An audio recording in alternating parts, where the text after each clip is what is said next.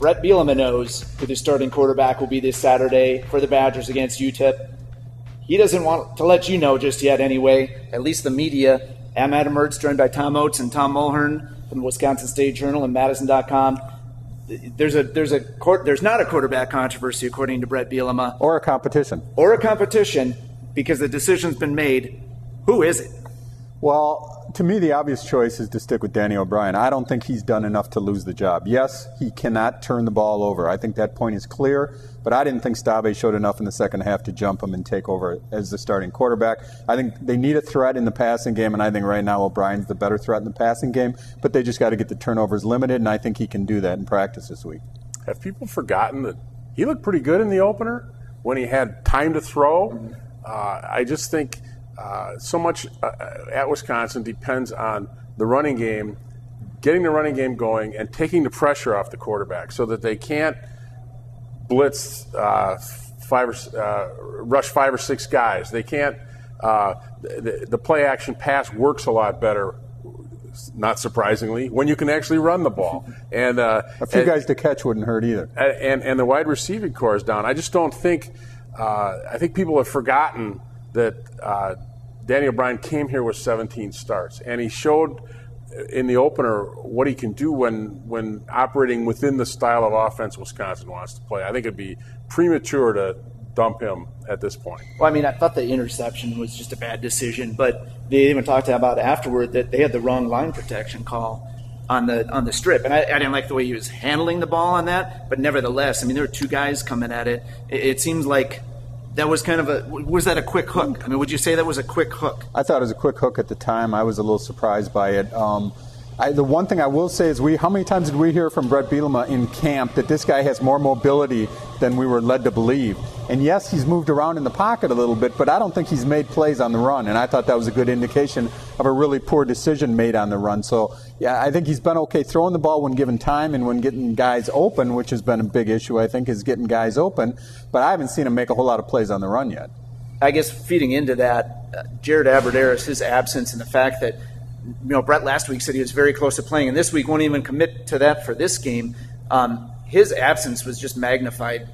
His importance to the team was magnified by his absence tenfold, I thought, last week. Well, if you look at it, he's their most experienced receiver. He's the only one who's proven he has the speed to get deep and threaten defenses deep. And I think they have some young players that will do that in time, but I'm not sure they're ready to do that right now. And consequently, Abbrederis is huge in what they're doing with this offense, and I'm not so sure that they're not going to take him off of punt returns even just so that he will almost certainly be available for offense. He's that important. And the way we read Bielema last week, he made a big point that Abbrederis could play, and he didn't play. This week he's saying he's not going to, or he's less emphatic about it. So I guess you'd say he would play. Playing reverse psychology, I guess, a little bit. Short yardage situations, it's been beaten to death, but it showed again the other night. I mean, they had 2 chances once to get 1 yard, didn't get it.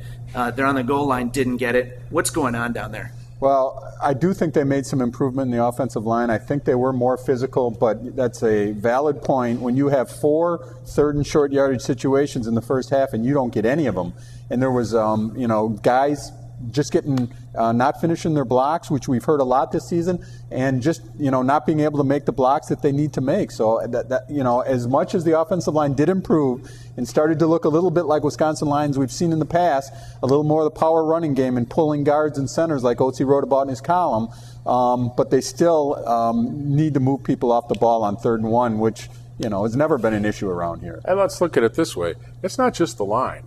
We're talking. Fullbacks were in on those plays. Mm-hmm. Tight ends were in on those plays. I think there's a lot of issue of just this team being able to move defenses backward like they traditionally can do. And another possibility is maybe you sprinkle in a pass now and then. Maybe you spread the defense out with your formation. I mean, I think there's a lot of different things they could do on 3rd and 1. So far, it looks like they're just lining up in power sets and trying to bowl people over, which Wisconsin's always been able to do, but it can't do it anymore, at least not so far. Through 3 games here, I want to know from you guys what the fans of this program should feel good about. Well, I would say, there's some aspects of the defense to feel good about. They still have to shore up a couple obvious things, but I think the biggest thing to feel good about is that the Big Ten just isn't very good this year. And the situation hasn't changed in the leaders division, and that's that the two other programs are out of it. So right now you got to beat Purdue. Now that may not be as easy a game as people thought coming into the season. I think that could be a real battle. And if you're tied with Purdue, that could be the tiebreakers, that head-to-head game. So I think that game at Purdue is going to be huge. But it's not a very good conference this year, and I think if Wisconsin improves, they got a shot to be in it. I'll go back to the defense. I think the defense has played very well this year.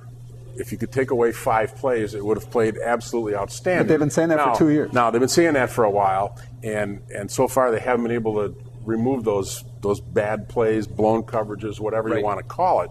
If they can get to that point, I think this defense has a chance to be a really, really strong defense. We'll see how things emerge here throughout the course of the week leading to this game against UTEP on Saturday. Look for our coverage on madison.com and in the pages of the Wisconsin State Journal.